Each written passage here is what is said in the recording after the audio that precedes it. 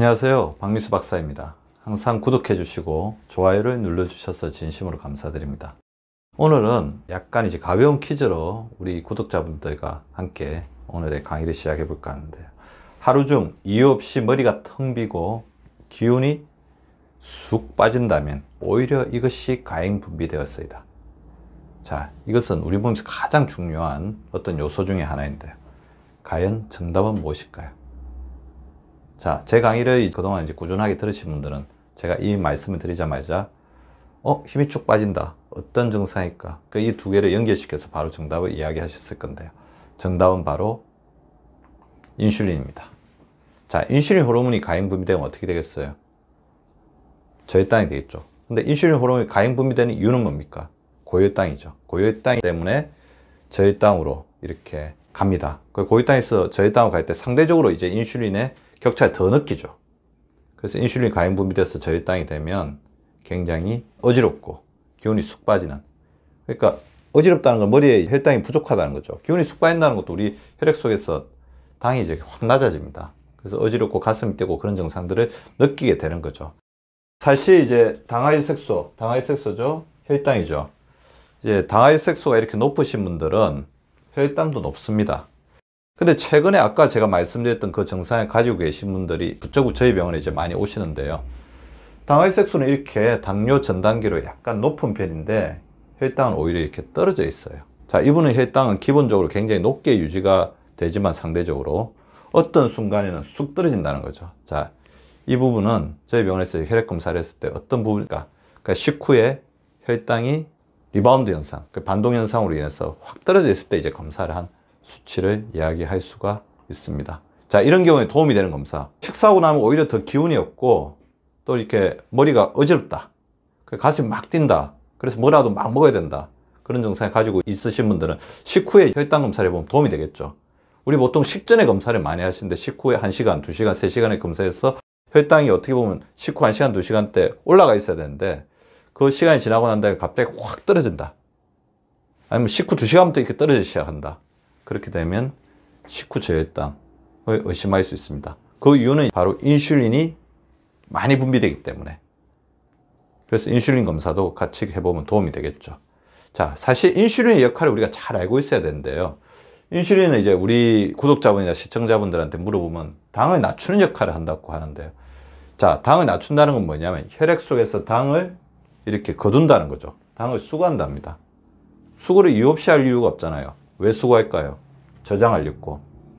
우리 간이나 근육이나 지방세포에 저장했다가 우리가 24시간 먹을 수가 없잖아요. 그렇기 때문에 인슐린이 필요할 때 또 혈당이 떨어졌을 때 당을 또 내보내는 역할을 하는데 두 가지가 있더라고요. 당을 굉장히 많이 섭취해서 인슐린이 많이 분비되니까 식후에 이제 혈당이 떨어지는 분도 있지만 인슐린 기능이 떨어지면서 적절하게 당을 수거하지 못하니까 적절하게 또 공급하지 못하는, 자, 그게 또 인슐린 저항성의 하나의 모습이라고 보입니다. 자, 잘 걷어들이지는 못하지만 필요할 때 잘 내보내지도 못하는, 그게 인슐린 저항성이죠. 그런 걸로 인해서 당뇨가 있으신 분들이 기운이 없고 머리가 어지럽고 머리가 텅 빈 것 같은 느낌을 호소하는 것이 이렇게 필요할 때 제대로 내보내지 못하는 어떤 기능의 저하도 한몫하고 있다고 볼 수 있습니다. 자, 그래서 인슐린 기능이 저하되는 건 그거죠.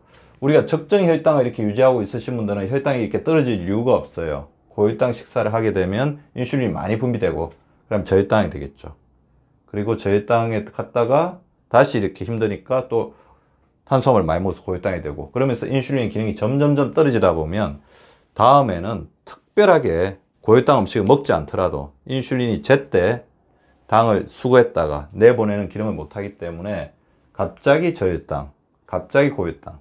그러니까 식사를 많이 하지 않았는데도 불구하고, 적당하게 했는데도 불구하고 인슐린 기능이 떨어지기 때문에 저혈당과 고혈당을 오고 가는 2차 혈당의 거네뛰기 현상이 나타날 수가 있다는 겁니다.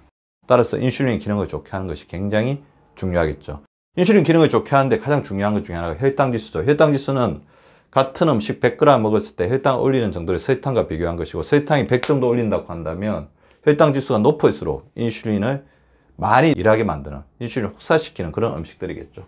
주로 이제 정제 탄수화물이 많습니다. 흰빵, 흰쌀밥, 삶은 감자. 그래서 당지수가 높은 음식 대신에, 당지수가 높다고 하는 것은 일반적으로 60 이상인데요. 흰쌀밥 88, 구운 감자 85, 떡 82, 과자, 사탕, 케이크 70 이상입니다. 당지수가 낮은 음식, 적어도 45 이하인 음식들을 많이 먹으라는 거죠. 혼합 잡곡, 45 탈지우유, 콩, 저지방, 무설탕, 요구르트. 그래서 제가 마음건강이라는 저의 저서에서 보건복지부 우수건강도서를 받은 이 책인데요. 혈당 지수가 낮은 음식들을 잘 살펴보면 오렌지, 귤, 우유, 요거트, 사과, 배, 복숭아, 소시지, 강낭콩, 보리, 콩, 땅콩. 그래서 저 같은 경우는 저녁에 이제 배가 고프거나 약간 출출함을 느낄 땐 땅콩 같은 경우를 많이 먹습니다. 그래서 땅콩을 사놨다 이제 먹기도 하죠. 오메가3 지방산도 풍부하기 때문에 좋은 간식이 될 수 있을 거라고 생각이 됩니다. 저녁에 라면 대신에 뭐 땅콩 같은 거 사놨다가 드시면 우리의 인슐린을 보호해주는 좋은 것이 되지 않을까 생각이 됩니다. 정 힘들면 이제 고구마 정도도 괜찮을 것 같아요. 고구마나 이제 바나나 정도도 혈당을 지나치게 올리지 않으면서도 우리 혈당을 적절하게 공급해주는 그런 음식들이 아닐까 생각이 들고요. 자, 마음건강책, 보건복지부 우수건강도서 당뇨를 예방하는 10가지 생활습관. 어떻게 보면 인슐린을 도와주는 것은 가장 기본에 가까운 생활 습관이라고 보시면 됩니다. 정기적으로 혈당을 체크해야 되죠. 혈당을 체크해서 자신의 혈당이 위험 범위로 가고 있지 않는지. 혈당이 위험하다는 것은 우리가 인슐린 그만큼 혹사하고 있다는 것입니다.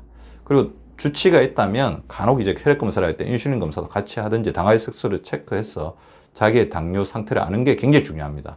지피지기면 백전백승이죠. 의외로 이제 혈당 검사를 안 하시는 분들이 굉장히 많아요. 혈당 검사는 적어도 이제 간단하게 1년에 몇 차례는 해주시는 게 바람직할 것 같습니다. 공복 혈당이 100 근방으로 이동하고 있다면 즉각 인슐린 보호 조치에 나서야 합니다. 규칙적으로 유산소 운동을 해야 되죠. 인슐린은 운동하는 동안 순화되고 그 효율성과 민감성이 높아집니다. 그래서 제가 항상 강조하는 게 식후 30분에 너무 앉아있거나 주무시지 말고 오히려 가벼운 산보를 해서 인슐린이 일하는 걸 좀 도와주면 좋겠다, 그런 생각이 듭니다. 일주일에 3회 이상 1회에 30분 이상 운동에 집중해야 됩니다.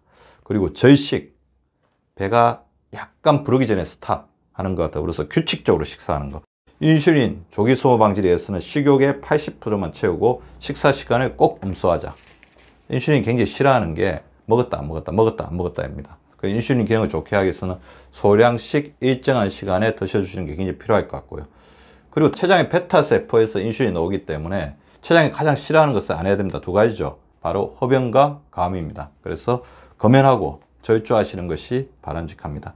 같은 칼로리라도 금방 제가 말씀드린 혈당을 덜 올리는 음식을 택하는 게 좋을 것 같고요. 과일을 먹을 때는 껍질째 먹어서 저항성 전분을 높여주는 게 좋습니다. 탄수화물 섭취를 제한하는 게 굉장히 중요하죠. 밥, 빵, 면의 양을 줄이십시오. 단백질의 양을 조금 더 늘리면 좋을 것 같습니다. 허리 둘레에 민감해져야 되죠. 남성이라면 33인치 이하, 여성이라면 31인치 이하로 줄여야지 우리 인슐린이 지방세포로부터 공격을 받지 않습니다. 저당 지수 식사를 하는 것이 굉장히 중요하고요. 만약 당뇨 전 단계에 이르렀다면 유해 조치를 보다 적극적으로 해가고 당뇨라고 한다면 담당 주치의 상에서 빨리 생활습관요법 개선과 더불어서 필요한 약물요법을 받으시는 것이 좋습니다. 제가 말씀드린 것처럼 인슐린이 과잉 분비되면 결국에는 당뇨로 갈 수밖에 없습니다. 인슐린이 고생하지 않도록, 인슐린이 과잉 분비되지 않도록 우리 몸에서 나타나는 여러 가지 증상이나 신호를 잘 살펴보시고 주기적으로 체크하면서 인슐린을 보호해 주시기 바랍니다. 구독과 좋아요는 박미수 박사 TV를 지속시키는 생명력입니다. 많이 구독해 주시고 좋아요를 눌러 주시기 바랍니다. 항상 감사드립니다.